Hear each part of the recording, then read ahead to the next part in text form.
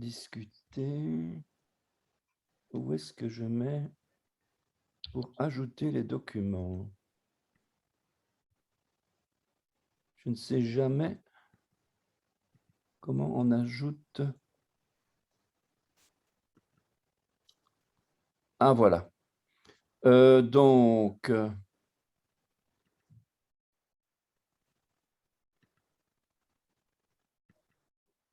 voilà. De votre ordinateur, je vous le remets pour ceux qui ne l'ont pas. Donc, c'est le document Kita A01.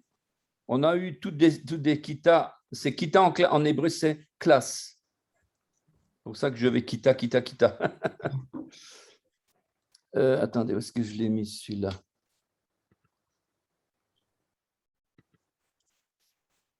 Voilà.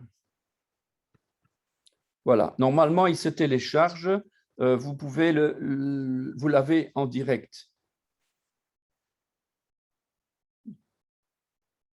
Kita A01, voilà. Voilà. Normalement, vous l'avez dans le partage des participants dans la discussion. Ça y est, j'ai vu. Ouais. Merci. Ça, c'est un document. Donc, je reprends ce document. Alors, c'est un fascicule de 28 pages dans lequel on va un petit peu parcourir des choses que vous avez déjà vues. Alors, on va revenir sur des choses vues dans lesquelles on a parlé de l'origine de l'hébreu de manière très sommaire ici. Alors, l'aperçu du cours. Le cours d'hébreu biblique messianique que nous vous proposons vous permettra de vous plonger sans détour dans les textes bibliques. À la différence des nombreux autres cours bibliques, ce cours est dit messianique, car il apporte quelques lumières dans les textes de l'Ancienne Alliance, le Tanakh, sur la présence de la Torah vivante, la parole de Dieu incarnée en chair, sortie de la bouche de Elohim, la parole éternelle personnifiée dans la personne même du Ben Elohim, fils de Dieu. Yeshua à Mashiach. Le cours comporte des notions d'histoire, bon, tout ça vous avez déjà vu, avec une vue générale sur l'évolution de l'hébreu, c'est fait. L'alphabet carré, c'est fait. L'alphabet cursif, on va le parcourir. Les bases de la grammaire et de la conjugaison, on va le voir. Les nombres, les chiffres, les jours. Des notions de conversation. Une mise en pratique concrète du cours au travers d'exercices, d'évaluation, d'analyse de textes bibliques. Ça, c'est donc un survol sommaire de ce qu'on va faire. Le but, c'est que on a commencé quand nous en juillet. On a commencé en juillet. Donc juillet ou septembre, enfin avec les vacances, ça fait, on va dire septembre, octobre, novembre, décembre, janvier, février, mars, avril. Donc aux alentours du mois d'avril-mai, théoriquement, vous êtes déjà capable de lire un verset. Vous êtes déjà capable de voir dans certains mots une racine. Vous êtes déjà capable de regarder dans cette racine quelques petits points de préfixe, de suffixe, de grammaire ou de conjugaison. Bon, vous allez l'apprendre. Ici, pour l'instant, vous n'avez rien appris du tout. Donc, vous êtes là pour ça. Si vous êtes moi, je ne comprends rien, ben c'est normal. C'est normal. Sinon, je ne vois pas ce que vous faites là, quoi. Et bien sûr, qu'est-ce qu'on va voir de manière courante et tout le temps, c'est les racines. Les racines, la base de la langue hébraïque qui est fondamentale et dont nous reparlerons tout au long du cours, c'est la présence de racines. Et comme l'apôtre Paul disait, si tu te glorifies, sache que ce n'est pas toi qui portes la racine, mais que c'est la racine qui te porte. Alors, j'ai déjà eu des discussions et des débats à n'en plus finir. Oui, la racine, ce n'est pas Israël, c'est Jésus. C'est vrai. Oui et non. Oui et non, parce que Jésus, il a dit, le salut vient des Juifs. Et le salut, c'est Yeshua, il vient des Juifs. Parfait.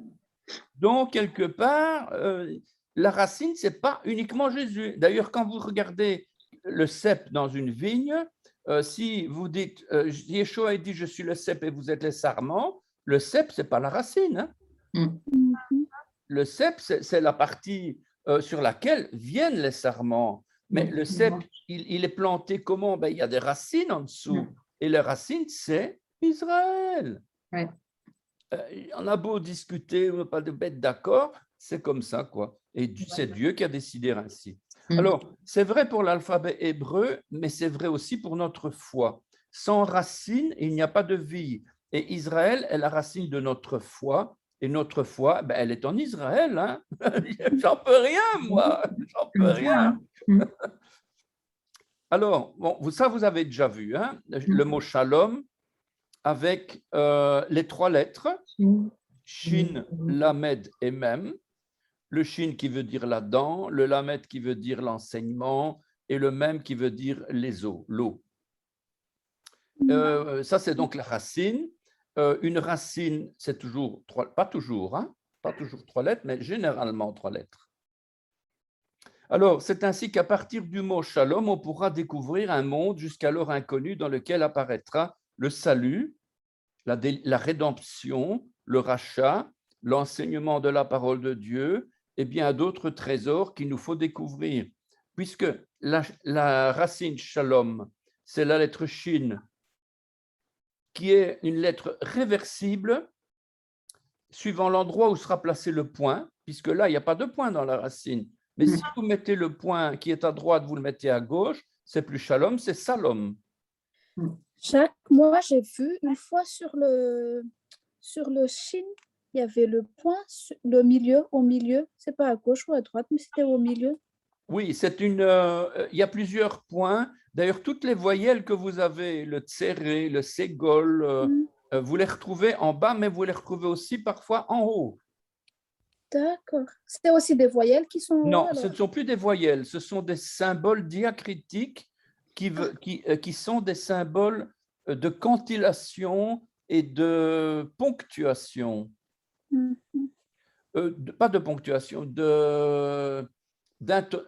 pour le chant, quoi, d'accentuation, pour mettre des accents sur des lettres, pour mettre des accents, une accentuation pour forcer l'intensité, ou bien pour arrêter. Par exemple, si je voulais dire chat, l'homme, donc je vais devoir mettre une pause après la voyelle, une pause qui va bloquer la lettre. J'invente, hein, ça n'existe pas, un chat, l'homme. Mais si je voulais, par exemple, ou bien chal, homme, par exemple, hein, eh bien, je devrais mettre quelque chose au-dessus de la lettre lamed pour la bloquer. Ou au contraire, pour la shalom. Bon, toutes sortes d'accents comme ça. Donc, Yeshua disait, lorsqu'il disait que l'on ne pouvait pas changer un seul iota, ou plutôt un yod, puisque iota c'est du grec, un seul yod. Ici, il s'agit plus encore que d'une simple voyelle, puisque l'emplacement de ce minuscule point de l'hébreu va alors complètement changer le sens du mot. Ne croyez pas que je sois venu pour abolir la loi et les prophètes, je suis venu non pour abolir, mais pour accomplir, car je vous le dis en vérité, tant que le ciel et la terre ne passeront point, il ne disparaîtra pas de la loi un seul yod ou un seul trait de lettre jusqu'à ce que tout soit arrivé. Alors, quand Yeshua parlait, il n'y avait pas de voyelles. Les voyelles, il y avait les voyelles, mais on ne les voyait pas. Elles étaient vocales, puisque c'était la Torah, elle était audible, mais on ne l'écrivait pas avec des voyelles, quoi. Hein. Mais donc, les traits de lettres et des points, il y avait, mais on ne les voyait pas. Alors, on se rend compte à quel point de tels petits signes sont importants. Avant d'entrer dans le cours proprement dit, il faut d'abord nous familiariser avec ce que nous avons l'habitude d'entendre dans nos réunions. Paracha, parachot, des bénédictions, Erev Shabbat. C'est quoi un Shabbat? Une étude de Shabbat. Bon, c'est des mots comme ça que vous allez entendre de temps en temps. Bon, le Shabbat, je pense que vous connaissez maintenant. Commençons tout d'abord avec un nom connu, le plus beau nom, celui de Yeshua. Donc, l'objectif de ce cours étant d'arriver à lire des textes bibliques et de les analyser, nous allons d'abord, pour ce faire, nous habituer avec des noms ou des mots facilement reconnaissables. Yeshua, Shalom, Torah, Adam, Abraham, etc. Et c'est seulement par après qu'on va rentrer plus loin. Grammaire, conjugaison, etc. Alors, l'alphabet, je ne vais pas revenir là-dessus puisque vous avez déjà eu le cours. Vous avez maintenant ici, je vous donne ici un exemple de numérotation biblique qui utilise les lettres de l'alphabet. Je vous avais déjà montré ça aussi. Et on a un exemple, c'est 2 Rois 8, 25. Comment est-ce qu'on va écrire 2 Rois 8, 25 en hébreu? On va dire Melachim. Melachim, c'est le pluriel de Malach. Ça veut dire roi. Melachim, le him, c'est un pluriel. Malach, c'est un singulier. Melachim, c'est un pluriel. Donc, Melachim, deuxième livre de Melachim, Bet. Chapitre 8, Chet. Verset 25, Kaf, He. Évidemment, au début, on s'arrache les cheveux, hein, je suis d'accord. C'est là qu'on a besoin des valeurs numériques ou... Oui. Exactement. Ce tableau-là, il ne doit jamais vous quitter. Oh, ça doit être difficile, ça. Mais il faut avoir le tableau tout le temps sous les yeux. Il faut l'imprimer en plus petit, le mettre dans votre ben bic, oui. vous faites tout ce que vous voulez, mais il faut l'avoir tout le temps sous les yeux. Ouais. Parce que même moi, le Samer, par exemple, ah oui, c'est 60, oui, si je n'ai pas mon tableau, ou bien la lettre Resh 200, le Kof 100, le Tzadé 90, le Tzadé Sophite, etc. Donc, bon, ce n'est pas évident, hein? Surtout quand on a des Bibles hébraïques avec des lettres. Bien sûr, toutes les Bibles hébraïques n'ont pas de lettres, hein. Vous avez vu sur Internet les Bibles, c'est lesquelles? Ah non, c'est avec des lettres. Meshon Mamre, c'est avec des lettres. Donc, on a Melachim Betret, Kaf He. Kaf He, alors 25, c'est 20. C'est quoi 20? Hein? Dans votre tableau, 20, c'est la lettre Kaf ici. Oui. Ensuite, 5, c'est quoi 5? C'est 5, c'est la lettre He. Donc, eux, qu'est-ce qu'ils disent? Kaf He. Melachim Betret Kaf He. Voilà, je suis désolé de la complication, d'autant plus qu'à un moment donné, ils vont essayer d'éviter d'utiliser certaines lettres comme le yod. Parfois, le He va être mis de côté et on va faire des combinaisons. Pourquoi? Parce que certaines lettres représentent Dieu et on ne peut pas utiliser le nom de Dieu en vain. C'est pour ça donc. Hein. Alors, ici, vous allez avoir, je pense que je vous l'avais envoyé aussi, c'est recopier autant de fois que possible les différentes lettres en suivant le sens indiqué. Donc, la lettre Aleph au pinceau, mais au bic, puisque vous n'allez pas avoir faire ça avec un pinceau, vous allez avoir un bic ou un crayon, vous allez une barre comme ça, une autre barre comme ça, et une autre barre comme ça, et vous avez votre Aleph. Le bet, vous allez avoir une barre, tchouk, et une barre horizontale qui va dépasser. Guimel, comment est-ce qu'on fait un guimel au crayon? Un angle, tchic-tchac, et puis une barre inclinée, le 2, voilà. Donc, vous avez chaque fois ici, pour vous habituer à écrire en hébreu carré. De l'hébreu carré, c'est ce que vous voyez ici. Donc, c'est l'alphabet carré, jusqu'à la dernière lettre, Tav. Alors, maintenant, ici, l'écriture ne fait pas partie du cours. Pourquoi? Parce que c'est de l'apprentissage de l'hébreu biblique, c'est-à-dire lire la Bible et pas écrire la Bible. Seulement, pour apprendre l'alphabet au mieux, c'est d'utiliser vos yeux, votre bouche et vos doigts. Comme ça, on apprend au mieux. Vous faites participer à votre à l'apprentissage 3 parties de votre corps, mais de manière logique, ça rentre mieux en fait. Hein. On apprend mieux comme ça. Hein. Alors, ici, dans ce tableau-là, dans ce cours, vous avez ici recopié 2 fois le mot shalom.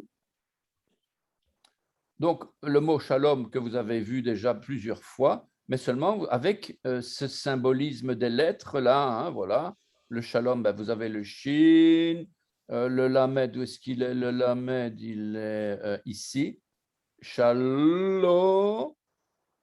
Le vav, où est-ce qu'il est? Le vav, c'est la 6e, il est là. Et le shalom fermé, il est là. Et donc, vous avez chaque fois chaque lettre et vous les recopiez ici 2 fois. Même chose pour le nom de Yeshua. Donc, vous avez le yod avec un tséré, c'est yé. La lettre shin avec le point à droite, c'est che. Le vav avec un point au milieu, c'est ou. Et le aïn avec un patach en dessous, un souligné, c'est le a. Jacques, des fois, le Yeshua, je vois en C. C'est normal? Comment? Le Yeshua, On voit quoi? il y a des gens qui écrivent C à la place de S. C'est faux, hein? Je vois un C Ah à la oui, place non, de c'est pas S. grave, c'est pas grave. Ça, ce n'est que de la phonétique. Hein. En France, le che, c'est CH. Et c'est logique d'ailleurs, puisque quand on prononce CH, ben c'est che. SH, c'est pas grammaticalement correct, sauf que le SH commence avec un S. C'est un shin. Le shin, c'est une lettre S, ce n'est pas un C. Il n'y a pas de C dans l'alphabet. Donc, si on écrit CH phonétiquement, quelque part, on risque de mélanger ces pinceaux parce que le C nous fait penser, ah oui, mais ABC, donc c'est une des premières lettres de l'alphabet. Or, ici, on a dans la phonétique, mais je vous dis, hein, ça n'a pas tellement d'importance parce que ce qui compte, c'est l'hébreu et pas la façon d'écrire en phonétique. C'est comme il y en a qui écrivent Torah ici avec un T-H-O-R-A. Bon, ben, chacun son chemin, hein, chacun sa vie. Hein. S'ils ont envie d'écrire T-H-O-R-A, moi, ce qui compte, c'est l'hébreu. Tav, Vav, Resh, Kamatz, He. Yeshua, pour moi, cette lettre-là, c'est un Shin, c'est un S. Qui est un point à droite ou un point à gauche, c'est quand même un S. Et donc, phonétiquement, d'ailleurs, à l'Assemblée, chez nous, depuis que l'Assemblée existe, depuis les années 80, bah, ça a toujours été comme ça. Quoi. Donc, bon, mais on ne peut pas forcer les gens. Je sais que j'ai déjà eu des débats, pas houleux, mais à la limite, quoi, avec des messianiques français, parce que ben, en France, le che, c'est CH. Alors, OK. Alors maintenant, il faut savoir aussi qu'en anglais, le CH, c'est R. Donc, si vous écrivez Yeshua, Y-E-C-H-U-A, les Anglais, ils vont lire ça, ils vont dire Yeshua, puisque le CH, c'est R. Donc, vous voyez bien, il y a à boire et à manger dans les deux sens. Quoi. Alors, la Torah, ben voilà, donc vous avez un exercice de lecture. Alors, deuxième chose, beaucoup moins importante, ça ne fait pas partie du cours proprement dit, mais comme ça, vous n'allez pas mourir idiot. C'est-à-dire que le cursif est complètement différent. On retrouve vaguement vous savez, la tête de taureau là au début avec une barre et puis un triangle qui vient pointer contre la barre. Ben, c'est un petit peu ça. Et le cursif, c'est quoi? C'est l'écriture à la main, quoi. Pas en imprimé. Quand vous écrivez ABCD en imprimé, vous écrivez A comme ça. et puis B comme ça. Mais si vous écrivez en cursif, vous avez le cursif, c'est en italique. Suivez. Et en Israël, il y a beaucoup d'écriture, même sur certains panneaux, c'est beaucoup de cursif, donc il faut quand même le connaître. Alors, il faut quand même voir que tout n'est pas compliqué parce que le bet, on retrouve un peu la forme du bet. Le guimel, le dalet, là, pas du tout. Le hé, on retrouve notre hé. Le vav, on le retrouve plus ou moins. Le chet, on le retrouve plus ou moins. Le yod, on le retrouve aussi. Le kaf, c'est exactement la même lettre. Le kaf sophite, c'est tout à fait différent. L'Amed aussi. Le même, c'est un N, pour dire que, franchement, ils n'ont pas voulu compliquer. Hein. Le Nun, c'est un J. Le Nun sophite, c'est une barre. Le Samer, ça ressemble plus ou moins parce que c'est un rond. Le Aïn, ça n'a plus rien à voir, c'est le fameux gamma grec. Le P, rien à voir. Le F non plus, Tzadé sophite. Le Kof, ça ressemble un petit peu quand même. Hein. Le Resh, c'est presque la même chose. Le Shin n'a rien à voir avec la lettre Shin majuscule. Et le Tav, c'est pratiquement la même chose. Jacques, je peux rajouter quelque chose? Oui. Au sujet, tu parlais des panneaux. En fait, c'est sur les villes aussi, non? Les panneaux de signalisation, Et les panneaux des villes? Les panneaux des villes et tout ça. Ouais, ouais. Bon, en Israël, généralement, c'est hébreu-anglais, arabe. Ouais. Donc, ça va, hein, généralement, on s'en sort. Mais parfois, vous avez hébreu-arabe et pas d'anglais. Et parfois, c'est de l'hébreu en cursif. Ouais. Donc, pas toujours évident. Mais enfin, bon, ça ne fait pas partie de... Vous n'avez pas besoin de ça pour apprendre à lire la Bible. Hein. Faut le savoir, juste. Voilà, c'est ça. Alors, je vous redonne ici la même chose. Voilà. Voilà. Alors, Yeshua, un nom qui délivre. Alors, Yeshua, c'est un nom quand même fabuleux. Bon, on avait déjà vu l'histoire d'Abraham, Avram et Aïbri. Tout ça, on avait déjà vu. Ça, on avait déjà vu. Les prophètes, bon, tous les livres dans lesquels on va retrouver Yeshua. Donc, pour dire toute la Bible, en fait, c'est bien simple. Alors, afin de nous familiariser et avant d'entrer dans le vif du sujet, découvrons l'hébreu biblique au travers précisément du nom que la plupart d'entre vous connaissent maintenant, Yeshua. Donc, le nom merveilleux de notre Seigneur et Sauveur Yeshua, Hamashiach, que les nations appellent Jésus-Christ, Jesus Christ, Jesus Christus, etc., etc. Sidna Haïssa, voilà. Comme on le verra plus loin au départ de ce nom assez courant en Israël, a des particularités prophétiques intéressantes. Lisons ce nom de droite à gauche. Il se décompose en 4 lettres consonnes. Le Yod, donc voilà, je l'ai ici, le Yod, la 10e lettre de l'alphabet, la plus petite lettre de l'alphabet, le Shin, l'avant-dernière lettre de l'alphabet, Yod, Shin, Tav, c'est l'avant-dernière lettre, le Vav, la 6e lettre de l'alphabet, et la 16e lettre, le Aïn, qui veut dire le regard. Alors, donc, on lit de droite vers la gauche, Yé, Sh, ou A. Je pense que vous avez assimilé que maintenant, on écrit vraiment de droite à gauche. Yeshua, que l'on écrit plus communément avec un Y. Pourquoi? Pour ne pas mélanger avec le L. Ou, voilà, c'est simplement, mais il n'y a pas d'Y dans l'hébreu. C'est simplement une question de facilité. Il y en a qui écrivent Yeshua avec un I majuscule, mais parfois on pourrait se tromper entre le I et le L. Alors, Yeshua en hébreu provient de la racine 3 lettres, Yasha. Yasha, dont le sens se retrouve dans le verbe sauver. Yeshua, c'est une contraction de la forme Yehoshua. Yehoshua qui veut dire Josué. Ce nom peut s'écrire de deux manières. Yehoshua avec, donc Yehoshua ou Yehoshua. Quelle est la différence entre les deux? C'est le ou. Bon, ici j'ai mis en rouge le ho, mais en fait, la différence entre ces deux-là, c'est le ou. C'est-à-dire que là, vous avez le ou, le vav avec un point au milieu.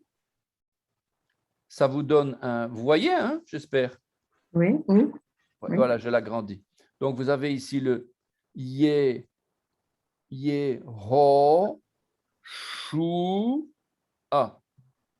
Et ici, Ye, Ho, Shu, A. Donc, ça, c'est un shuruk, ça, c'est un kubutz. C'est la même chose.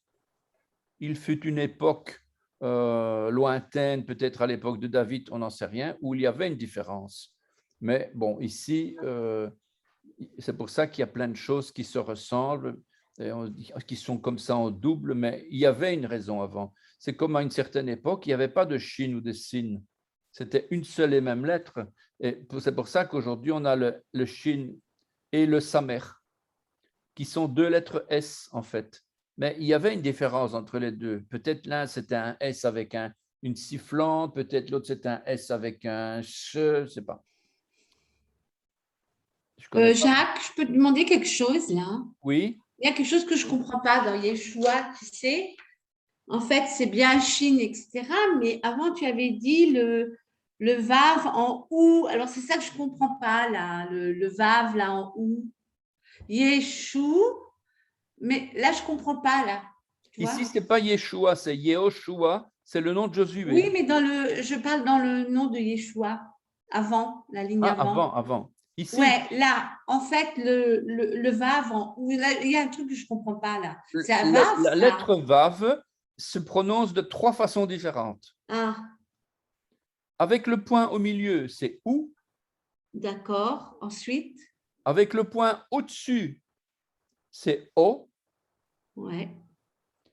Et sans point, c'est un V. D'accord, c'est ça que je ne savais pas. Je n'ai pas Un V. noté. D'accord. Ok, merci. Voilà. Donc, Yehoshua. Alors, l'Éternel est salut. Nous allons découvrir chacune des lettres de Yeshua, mais avant cela, découvrons ce Yehoshua, puisque qui est-ce qui a donné Yeshua? Ben, c'est Yehoshua. Josué a donné Yeshua, quoi. Alors, il y a plusieurs Josué dans la Bible. On a Josué, fils de Nun, c'est le nôtre, c'est notre Yeshua, notre Yehoshua, notre Josué, hein, de la tribu d'Éphraïm, successeur de Moïse, comme chef des enfants d'Israël qui a conduit la conquête de Canaan, Nombre 14:6. Et puis, il y a un certain Josué qui résidait à Beth-Shemesh, dans 1 Samuel 6:14. Et c'est un personnage intéressant, car chez lui, l'arche a fait une halte après son retour de chez les Philistins. C'est une personne qui n'avait pas peur d'avoir l'arche chez lui. Parce que même le roi David n'osait pas prendre l'arche chez lui parce qu'on pouvait mourir. Hein. L'arche, elle était sainte. Hein. On ne touchait pas à l'arche. Hein. Et les Philistins, ils l'ont volée et ils ont eu des hémorroïdes à n'en plus finir, qu'ils se sont débarrassés de cette arche maudite. Ils l'ont laissée avec une vache et c'est la vache elle-même qui a conduit si la vache allait à gauche, l'arche allait à gauche, etc. Donc, un autre Josué était fils de Yehotzadak et souverain sacrificateur après la restauration, âgé 1,14. Une des portes de la ville de Jérusalem porte aussi son nom, donc 2 Rois 23:8. Alors, la forme Yehoshua apparaît dans la Bible comme un nom commun qui signifie salut. Alors, évidemment, on va avoir une lettre en plus, on va avoir le He à la fin. Puisque Yeshua, c'est un nom propre. Luc, Marc, André, Tartampion, voilà, ce sont des noms propres. Mais Yeshua, la délivrance, le salut, ce ne sont pas des noms propres, ce sont des noms communs. Le mot salut, d'être sauvé, c'est un...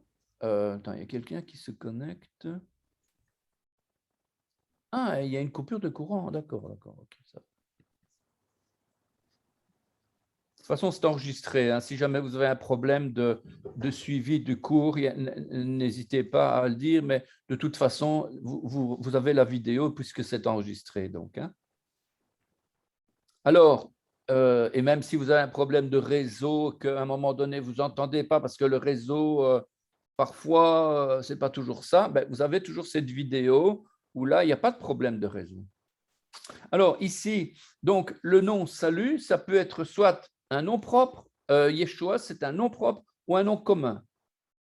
Que nous, le nom propre, on l'écrit avec un Y majuscule, et le nom commun, ben, c'est un Y minuscule.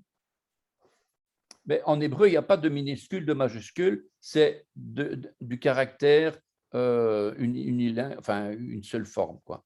Alors, on trouve ce nom de Yeshua dans les livres tardifs du Tanakh, donc la Bible, de l'Ancien Testament, une fois pour Josué, fils de Nun, et 28 fois pour Josué le grand prêtre, et d'autres prêtres appelés Yeshua. Toutefois, ces mêmes prêtres sont aussi nommés Yoshua dans 11 autres passages des livres d'Agé et de Zacharie. Cette forme diffère de la forme hébraïque ancienne Yehoshua, que l'on trouve 218 fois dans la Bible hébraïque et qui se distingue par le placement de la consonne He et de la semi-voyelle Vav après la première lettre Yod. Le mot est également différent de la forme plus tardive Yeshu. Attention, Yeshu, ce n'est pas Jésus. Hein? Yeshu que l'on trouve dans le dictionnaire de Ben Yehuda et qui est utilisé dans plusieurs textes pour désigner Jésus de Nazareth. Le nom de Yeshu apparaît dans diverses œuvres de littérature rabbinique classique, y compris dans le Talmud de Babylone, donc en l'an 600.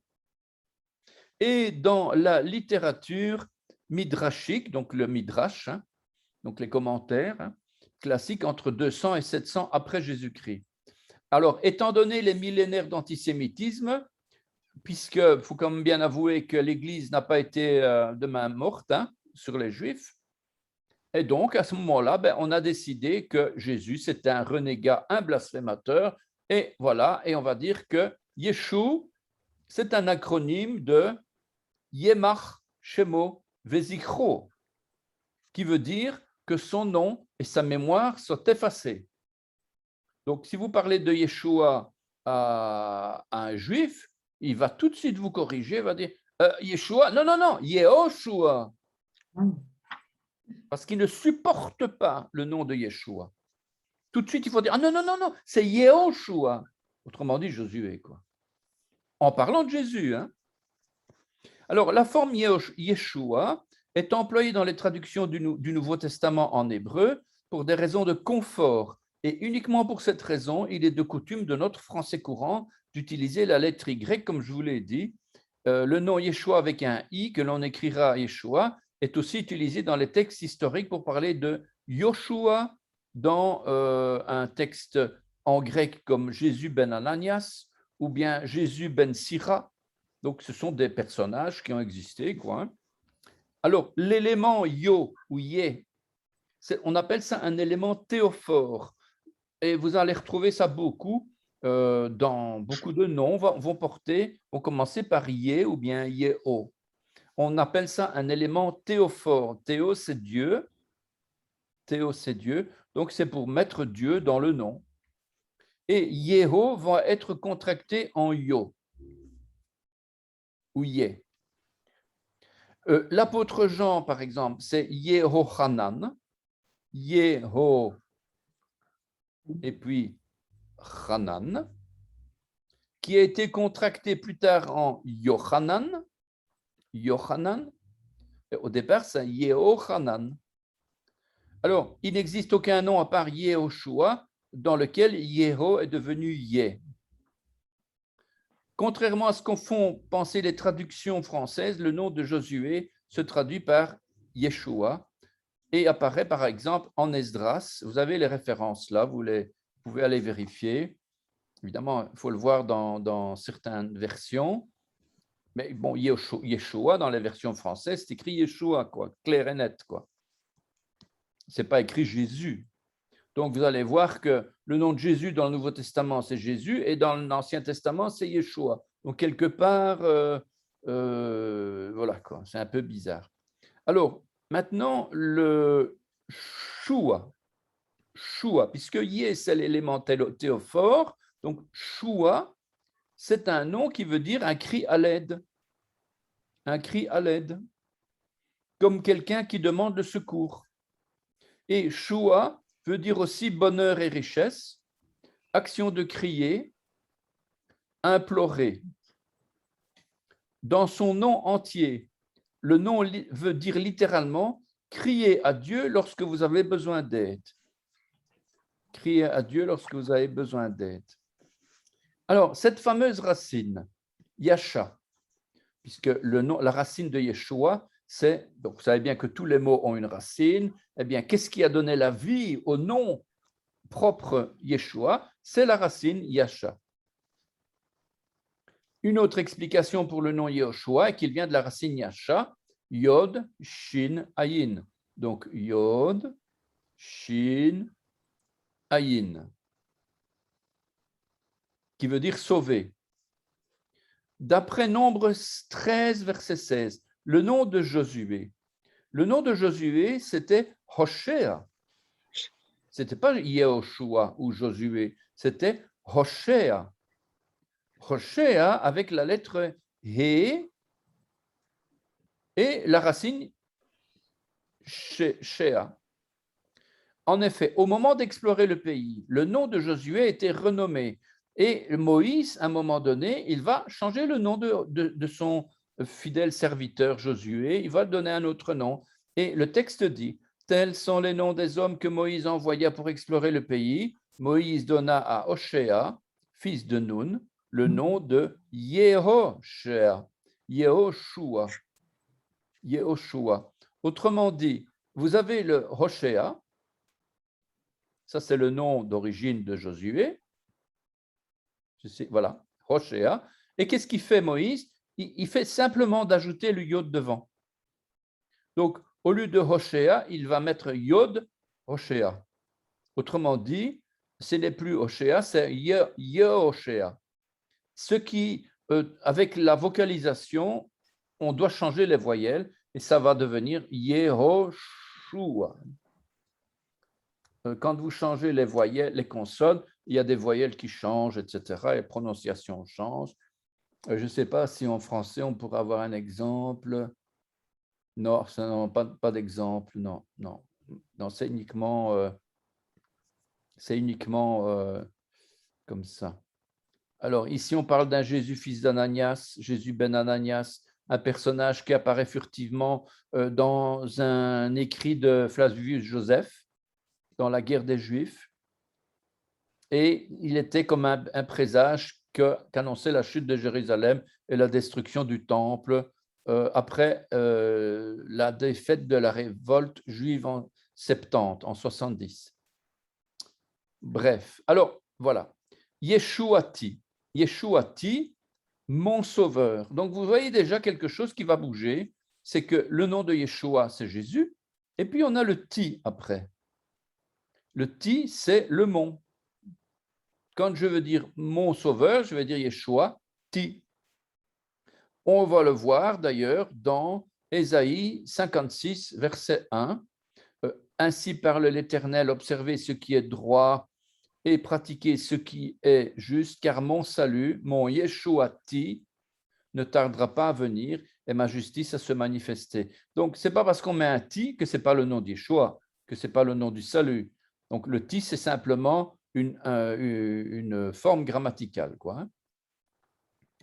La version Zadokan dit « car mon secours est près de venir ». Voilà, Yeshuati, voilà le texte. Donc, vous avez Yeshua, ça c'est le nom de Yeshua. Et puis à la fin, Ti, pour dire mon, à moi, mon sauveur. Jésus, c'est mon Jésus à moi, quoi. C'est un petit peu ça que ça veut dire. Mais enfin, ça veut dire mon salut. Donc, on ne peut pas dire que c'est Yeshua parce que c'est un nom commun, mais on sait très bien qu'on parle de Yeshua, quoi. À chaque fois, c'est pareil. Hein. Alors, regardez bien. le nom propre Yeshua, ça c'est notre sauveur. Dieu sauve. Yeshua veut dire Dieu sauve. Et maintenant, comme nom commun, avec la lettre He à la fin, c'est Yeshua. Ça prononce de la même façon puisque le He est muet. Sauf qu'à ce moment-là, ce n'est plus un nom propre, mais c'est un nom commun qui veut dire le secours, le salut, la délivrance, etc. Vous voyez? Alors, la transformation du nom de Yeshua, je vais passer ça pour l'instant parce que ce n'est pas un article qui vient de moi, il vient d'un pasteur apostolique que je connais très bien, Michel Andrade, qui est messianique en fait, c'est un pasteur messianique. Voilà. C'est un pasteur, je crois qu'il est algérien, donc les anciens musulmans qui sont devenus chrétiens généralement deviennent messianiques et commencent à aimer vraiment Israël, quoi. Et en tout cas, on explique pourquoi Christ, pourquoi Yeshua, pourquoi Mashiach est devenu Christ. Parce qu'on peut se poser la question, quoi. Christ, ça veut dire oint en grec. Cryo, ça vient de cryo, qui signifie dans la traduction oindre.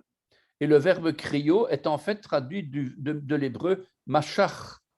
Mashach avec un final, quoi, hein, qui signifie aussi oindre avec de l'huile. Mishecha, l'hébreu mishecha, ça veut dire l'onction. Et l'hébreu meshiach, c'est celui qui a reçu l'onction. Voilà, c'est simplement ça. Et ça il explique très bien sur son site pourquoi le Yeshua est devenu Jésus.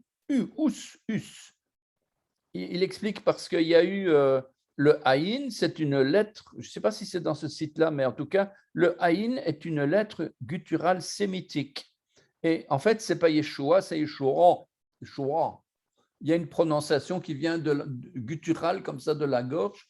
Et pour le traduire en grec, ils ont eu pas mal de difficultés et c'est devenu Jésus, Jesus. Ça, je vais passer. Le nom de Jésus n'a aucune signification particulière en français. Les gentils, les nations de l'Empire romain parlaient le grec et le latin. Ils n'arrivaient pas à prononcer le nom de Yeshua. Voilà, c'est ce que je vous ai expliqué. Donc ça, vous lirez à votre aise quand vous aurez le document avec l'inscription. Voilà. Alors, on va lire la signification de Yeshua. La signification de Yeshua. La lettre Yod. Vous savez que la lettre Yod, qu'est-ce qu'elle veut dire? La main. Pas la main qui est comme ça pour recevoir la bénédiction, ça c'est Kaf, mais la main de l'Éternel, celle qui monte dans le ciel, c'est une main puissante de force, de puissance, et c'est le Yad. Yad, la main c'est Yad. Et ça a donné la lettre Yod, c'est la plus petite lettre de l'alphabet, et donc cette lettre veut dire la main, la force, la puissance, le pouvoir, la domination et la vigueur. Et dans la grande majorité des cas, si pas toujours, hein, cette lettre représente la main de l'Éternel, une force pour délivrer son peuple des ennemis, donc c'est une bénédiction, mais ça peut être aussi une main de malédiction contre l'ennemi. Et en effet, le chiffre 10 représente l'action du Fils de l'homme en nous. C'est quand même intéressant de voir que le chiffre 10, ça a été le système décimal occidental, tout se fait en 10. Mais il y a des peuples qui calculent en 12 ou en 8 ou je ne sais pas, il y a plusieurs types de comptage suivant les peuples dans la terre, mais il n'y a pas que le 10.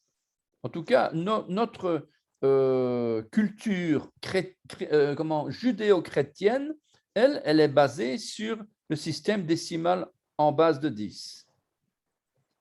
Alors, lorsqu'on retrouve cette lettre au début d'un nom ou d'un mot, on peut être sûr que Dieu est en action. Vous savez qu'avec la lettre He, c'est pour sanctifier quelque part. Abraham est devenu Abraham, donc c'est pour sanctifier le serviteur que Dieu s'est choisi. Hein. Donc, pour en faire son serviteur, il fallait la lettre He. Eh bien, ici, la lettre Yod, c'est pour la puissance. Exode 6, je donne des exemples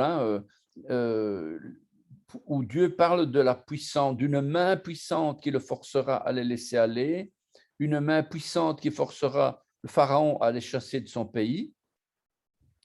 Ça, c'est donc le Messie en action pour forcer le pharaon. Le Messie est puissant en force.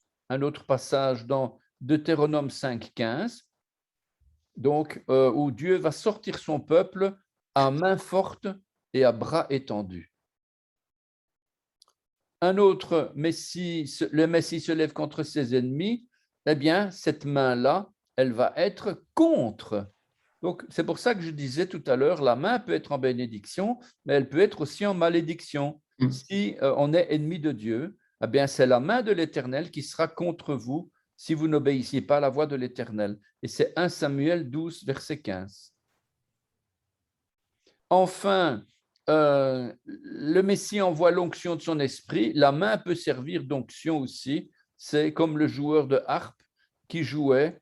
Maintenant, lorsque Saül était troublé par un esprit, eh bien, il disait « Amenez-moi un joueur de harpe ». Et comme le joueur de harpe jouait, la main de l'Éternel fut sur Élisée. Ici, c'était Élisée. Voilà, c'était pas Saül, c'était Élisée. Alors, maintenant, donc on a vu la lettre Yod. Ça, c'est le nom de Yeshua. La première lettre du nom de Yeshua. La deuxième lettre, Shin. La deuxième lettre, Shin, valeur numérique 300, veut dire la dent.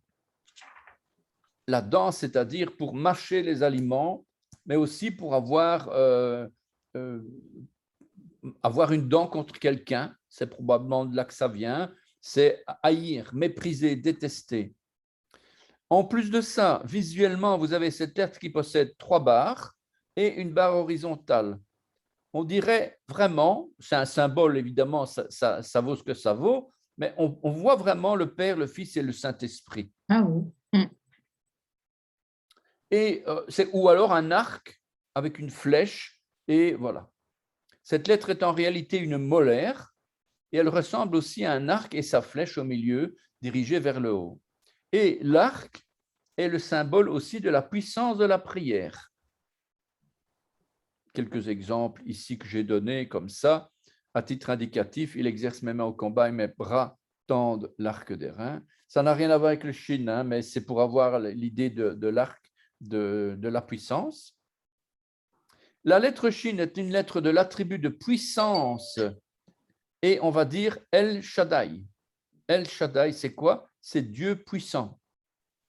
C'est l'une des lettres que l'on retrouve sur la mezouza. Vous savez que les Juifs ont ce qu'on appelle une petite boîte sur les portes, sur les linteaux des portes, sur la partie droite de la porte.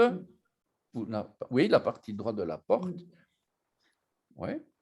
Et c'est une petite boîte, on appelle ça la mezouza, c'est en fonction d'un verset biblique qui demande d'avoir la parole de Dieu sur ses portes. Et donc, les Juifs ont mis sur chaque fois, sur leur porte d'entrée, une mezouza. Et à l'intérieur, il y a un verset biblique. Voilà, donc, c'est une des lettres que l'on retrouve sur la mezouza placée sur les montants des portes. C'est le nom sous lequel Dieu est connu des patriarches Abraham, Isaac et Jacob. Dans la Septante et dans d'autres anciennes traductions, il est majoritairement rendu par Dieu puissant. Donc, El Shaddai, Dieu puissant. Le Shin veut dire puissant, mais veut dire aussi Shed. Shed, c'est le sein maternel. Autrement dit, la puissance, c'est aussi celle qui donne la vie.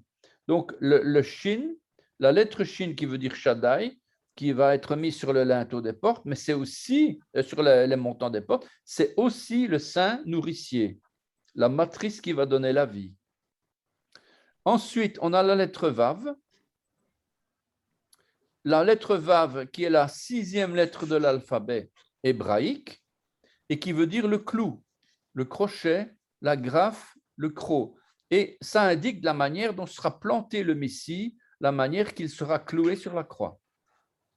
Dieu en avait parlé dans Ésaïe 22-23 en disant « Je l'enfoncerai comme un clou dans un lieu sûr, et il sera un siège de gloire pour la maison de, de son père. Zacharie 10,4, pareil, de lui sortira l'angle. D'ailleurs, Yeshua est la pierre d'angle, hein, qui a été rejetée par certains. Donc, de lui sortira l'angle, de lui le clou, de lui l'arc de guerre, de lui sortiront tous les chefs ensemble. Et c'est Zacharie 10,4 qui nous le dit. Le Vav représente donc, je n'ai pas été plus loin, mais il y a beaucoup d'autres choses à dire, c'est que le Vav représente non seulement l'homme, mais représente le Messie lui-même. Et quand on retrouve cette lettre Vav, elle a beaucoup de symboles de liaison. C'est une lettre qui fait la liaison entre deux choses. Si je veux faire « et » en français, le « et », et ça et ça, eh bien, c'est la lettre Vav, quoi.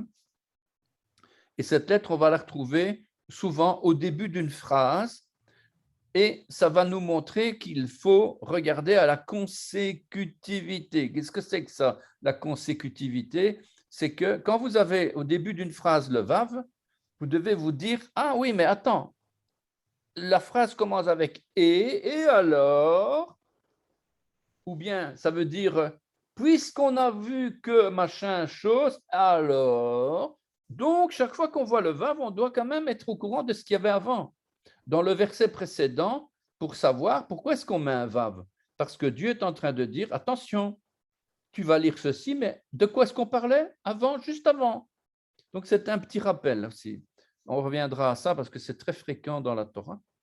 Et enfin, la dernière lettre, la lettre Aïn, qui veut dire le regard, les yeux, l'œil, valeur numérique 70, donc 70. Dieu a les yeux sur nous, Dieu a le regard sur son Fils qui est notre avocat, intermédiaire entre Dieu et nous. Et qu'est-ce qu'on voit finalement dans le nom de Yeshua? On retrouve la main de Dieu, qui a été envoyée par Elohim Echad, je vous explique tout de suite Echad, ce que ça veut dire, pour être une flèche tendue vers le ciel, pour intercéder pour les coupables, pour être méprisé et haï, puis être cloué sur la croix, le clou. Grâce à lui, le regard de Dieu qui se posait sur son Fils se pose maintenant sur nous tous qui avons mis notre confiance en lui. Voilà le nom de Yeshua. Quand on dit Jésus, mon amour Seigneur, tu es sauveur, Jésus, je t'aime, etc. Mais on ne voit pas qu'est-ce qu'il y a derrière, mais c'est un symbolisme hallucinant. Hallucinant. Dans le nom de Yeshua, on a sauveur, Dieu sauveur, mais en plus, c'est celui qui a été envoyé du ciel vers la terre pour nous sauver. Il a été méprisé à cause de nous. Il a été cloué. Il a été haï, et grâce à ça, maintenant, le regard de Dieu, puisque à cause du péché, Dieu ne pouvait plus regarder les hommes, il ne peut plus nous suivre, il ne peut plus, c'est plus possible. Donc, il a fallu un intermédiaire, et c'est là que Yeshua a pris le rôle d'intermédiaire. Donc, dans le nom de Yeshua est enfermé le programme de salut complet de toute l'humanité pécheresse. Donc, le sang a été versé pour notre réconciliation avec Avinu, notre Père. Avinu, Abba, au pluriel, notre Père, c'est Avinu. Donc, on n'a plus besoin de sacrifice, on n'a plus besoin d'offrande, on n'a plus besoin d'expier quoi que ce soit, on n'a plus besoin de faire des mitzvot, vous savez, des bonnes œuvres, là, ou d'obéir à des commandements. Bien sûr qu'il faut obéir aux commandements, c'est malin. Forcément, des commandements qui sont l'amour parfait. Mais on ne doit plus obéir à des commandements pour pouvoir être agréé par Dieu. Ici, on n'a rien à faire. Il suffit de croire. Donc, plus besoin de sacrifice, d'offrande, d'expiation, ni même de mitzvot, car Yeshua, le Fils de Dieu, a tout accompli sur la croix. Et dans certains passages d'Ésaïe, on retrouve toujours la même racine de Yeshua. Je donne quelques passages ici. Psaume 118, ça c'est pas Isaïe, c'est Psaume 118, 14. Et c'est, où est-ce que c'est? Ah, j'ai pas mis le texte, désolé. Yah, donc Yah c'est le diminutif de Yod He Vav He, c'est-à-dire le diminutif de Dieu. Yah a été ma force et mon cantique. il a été mon salut. Il a été pour moi l'Ishua, l'Ilishua. Donc, on a de nouveau le Yeshua avec le préfixe lamed. Au jour du salut, je te secourrai. Hu veyom Yeshua azarticha. Donc, Ésaïe 49:8, on retrouve dans le mot au jour du salut, ou veyom, donc et au jour, yom Yeshua, au jour de Jésus. Ça veut dire au jour où le Seigneur va revenir, quoi. C'est vraiment le jour, au jour de Yeshua, c'est vraiment une préfiguration de son retour. Au jour de Yeshua, azarticha, donc je te secourrai. Azarticha, c'est de la racine ezer. Vous savez que Ebenezer, c'est la pierre du secours. Eh bien, on retrouve dans Ebenezer la pierre du secours. Ezer, c'est le secours. Et c'est la racine ezer, azar. Vous voyez? Donc, c'est le verbe secourir. Azarticha, c'est le verbe secourir. Et puis, on a encore Ésaïe 35:4. Veyosha'achem, il viendra et vous sauvera. Et vous sauvera. Donc V, et le verbe sauver. Yosha'a, Yeshua, Chem. Chem, c'est vous. Vous. Voyez qu'on retrouve ici le vous dans le verbe. Je vous expliquerai par après. Donc, Yeshua vient de la racine hébraïque yashad, à la forme grammaticale ifil. Je vous expliquerai aussi, il y a beaucoup de choses. Je n'aurais même pas dû en parler ici parce que vous ne comprendrez pas. Mais Yeshua signifie littéralement secours, délivrance, salut, triomphe, aide, sauvetage, assistance, affranchissement, victoire, bonheur, félicité. Et ce salut vient de qui? De Yé, c'est-à-dire Iya, c'est-à-dire le tétragramme de Dieu, Yod, He, Vav, He. Donc, l'Éternel Tout-Puissant. Yeshua, ce n'est pas un ange, hein. Je vous le rappelle tout de même, hein, parce qu'il y a beaucoup de sectes qui disent Jésus, c'est le Fils de Dieu, mais il n'est pas Dieu. On dit, ouais, il est Fils de Dieu. Ouais, je crois en Jésus, il est le Fils de Dieu. Et après, quand on va dire il n'est pas Dieu, excusez-moi, maintenant, là, on a un problème. Donc, il est Dieu, le Seigneur Tout-Puissant.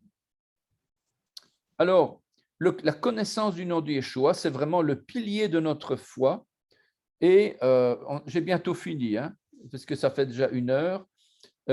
Connaître le nom de Dieu nous apporte des bénédictions. Grâce à Yeshua, Dieu nous répond, Dieu nous bénit, Dieu nous délivre, Dieu glorifie et sauve ceux qui connaissent son nom. Gloire à Dieu. Et d'ailleurs, voilà, c'est ce qu'il dit dans le psaume 91, psaume 91, « Puisqu'il m'aime, je le délivrerai, je le protégerai, puisqu'il connaît mon nom, il m'invoquera, et je lui répondrai, je serai avec lui dans la détresse. Je le délivrerai et je le glorifierai, je le rassasierai de longs jours, et je lui ferai voir mon salut, mon Yeshua. » Voilà, Dieu promet de montrer à celui-là son Fils.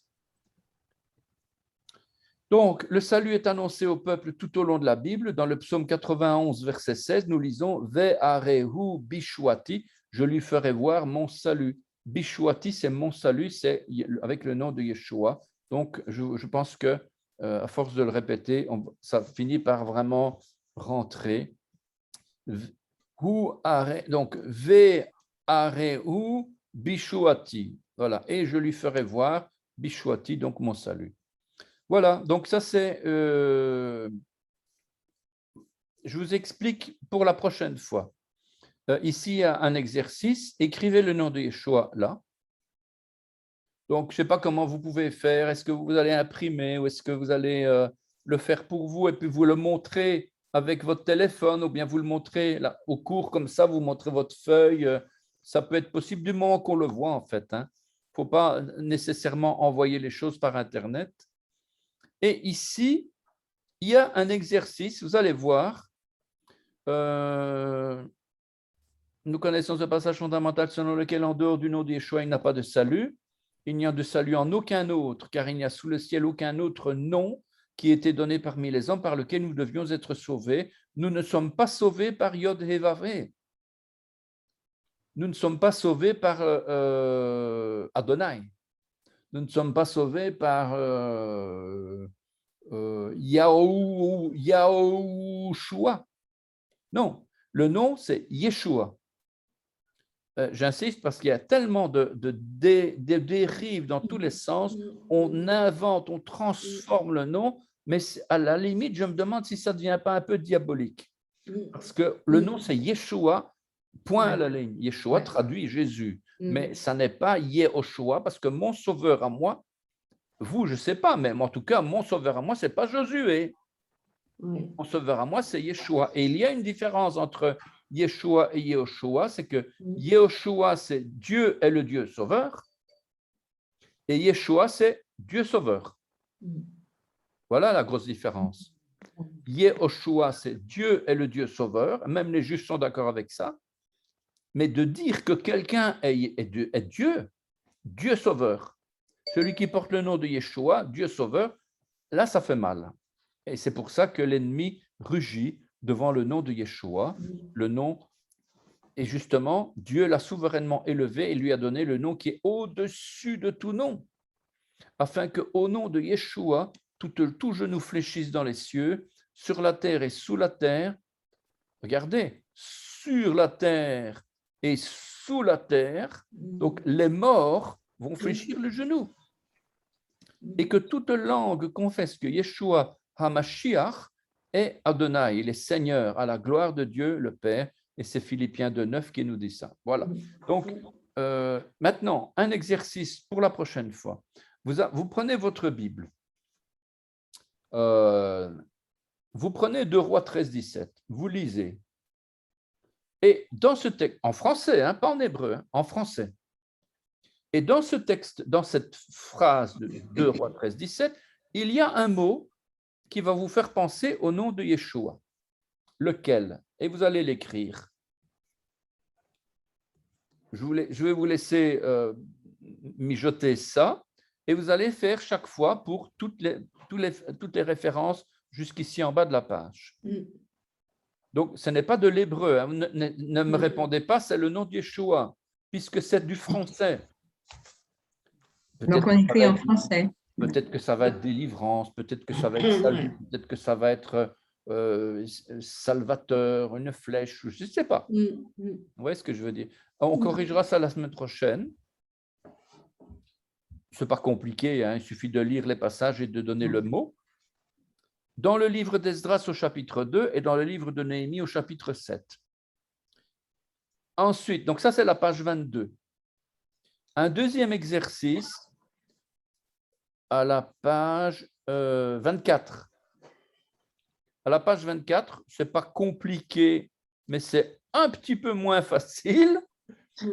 Maintenant que vous avez appris à retrouver dans votre Bible le nom de Yeshua, visible dans les mots salut, délivrance, victoire, etc.,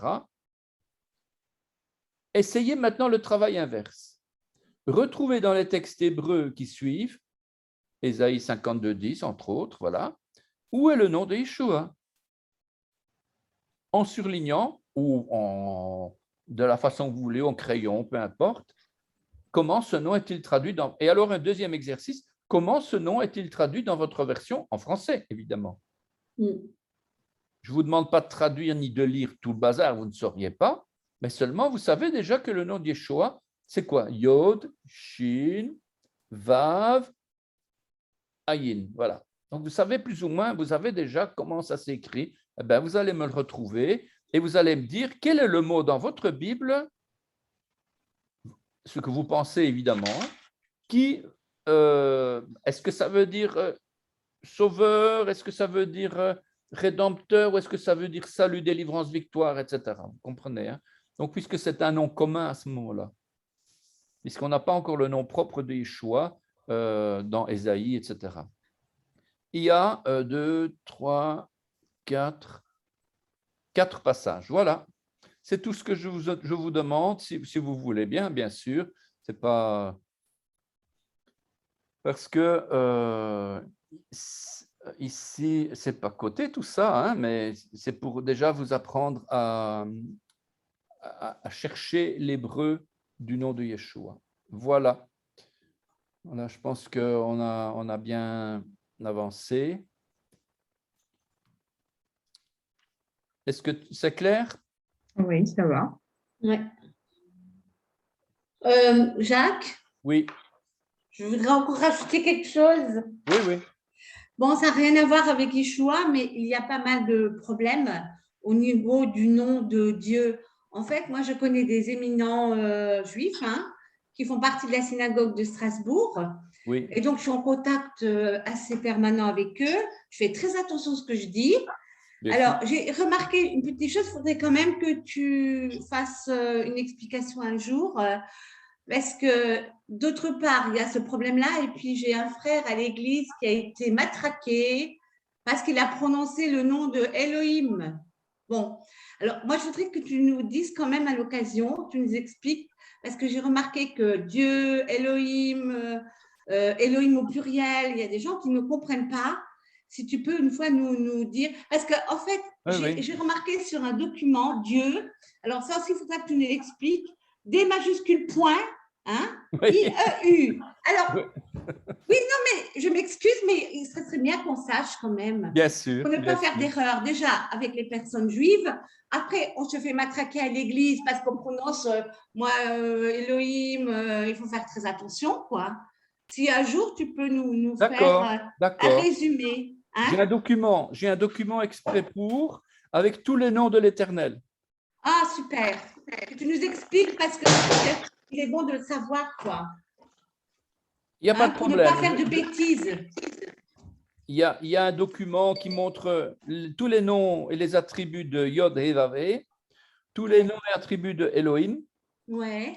et tous les noms, tous les attributs de Yeshua, et il y en a plus de 350. Oui. Il y a même un site, j'ai fait un site, ça s'appelle yeshua.net. Ah oui, oui. Et Au courant. Yeshua.net, et là vous avez tout un grand tableau comme ça avec les attributs de Yeshua avec la référence biblique. Oui. Mais c'est même pas complet parce qu'il y a encore plus que ça, mais c'est déjà pas mal, quoi. Mais en tout cas, par rapport au tétragramme Yod He Vav He, et par rapport à Elohim, Elohim, Yod He Vav He, Yahvé Tzidkenu, Yahvé Rapha, il y a chaque fois Dieu avec un attribut. Et aussi d'où vient le nom de Elohim et d'où vient le tétragramme Yod He Vav He. Ok, il n'y a pas de problème. Le point dans DIEU, c'est parce qu'en fait, on ne peut pas prononcer le nom de Dieu. Ils n'ont pas le droit, c'est ça? Et quand on doit l'écrire, eh bien, on met un point, mais c'est une convention juive. Ah, d'accord, je ne savais pas. C'est une convention d'écriture juive pour ne pas mépriser ni pour… Le nom du Seigneur. Voilà, pour ne pas mépriser le nom de Dieu. Et c'est pour ça qu'ils disent Hachem. Ils disent Hachem, le nom. Voilà, comme ça, il n'y a pas de problème. Voilà, quoi. Oui. Voilà. Je vous enverrai la vidéo. Qu'on sache, quoi. Et puis, tu as parlé aussi la valeur 10, l'action du Fils de l'homme en nous. Oui. Est-ce que ça a aussi rapport avec les 10 commandements? Tout à fait. C'est ça, il faudrait le rajouter. Ouais. Et il n'y a pas que les 10 commandements. Oui, il y a d'autres encore. Les 10 paroles de Yeshua à la croix. Ouais. Il y a 10 commandements. On va retrouver les 10 commandements dans la Genèse, dans la création. On va retrouver beaucoup du chiffre 10 dans la Torah. Vraiment, c'est vraiment la marque, la signature de Yeshua, quoi. Ouais. C'est vraiment marrant d'ailleurs de voir que ce chiffre 10 n'est pas donné par hasard comme ça. C'est une signification. Voilà, quoi. Et il y a même un lien étroit entre le chiffre 10 qui est vraiment la puissance et notre système décimal en calcul. On calcule en base de 10. 10 exposants 10, 10 exposants 2, 10 exposants 3, 10 exposants 4 pour dire 100, 1000, 10 000, etc. Oui, donc, oui. Ça, c'est toujours une puissance. On appelle ça une puissance. C'est vraiment un hasard que Dieu a prévu, quoi. Voilà. Il n'y a pas d'autres questions? Super. Ben alors, on va peut-être remettre ce moment. On aurait peut-être dû prier avant, comme chaque fois on oublie, mais Dieu est maître de toutes choses et on lui confie notre vie. Seigneur, nous te rendons grâce pour tes bontés. Te demandons vraiment de parler à nos cœurs et de nous montrer ta vérité, ta parole qui est la vérité. Seigneur, rien ne vient sans que toi, tu l'aies prévu. C'est pourquoi, Seigneur, nous te bénissons vraiment, nous te rendons grâce. Tu es béni, l'Éternel, tu es béni. Nous ne pouvons pas te bénir parce que tu es béni. Tu es le Saint d'Israël et nous voulons te rendre grâce. Merci pour Julietta, Laurence, pour Marie-Thérèse, pour Esther. Merci pour Giuseppe qui ne peut pas venir parce qu'il a un travail maintenant. Il travaille à pause. Seigneur, te demandons de bénir chacun de secours. Bénis aussi Evelyne qui n'est pas parmi nous parce qu'avec sa santé, pas toujours facile, te remettons chacun. Et c'est dans le nom de Yeshua que nous voulons te rendre grâce et te bénir et te remercier. Amen. Amen. Voilà, donc... Merci. Merci, Jacques. N'hésitez pas, un petit C'est intéressant comme d'habitude. Oui, Amen, gloire à Dieu. c'est bien, c'est bon. Toujours gloire à Dieu. Gloire à Dieu, oui. Oui, oui. Bonne soirée et Merci. à bientôt. À D'accord, bientôt. Amen. Ouais. À bientôt. Au revoir. Au revoir. Au revoir. Shalom, shalom. Au revoir. Shalom.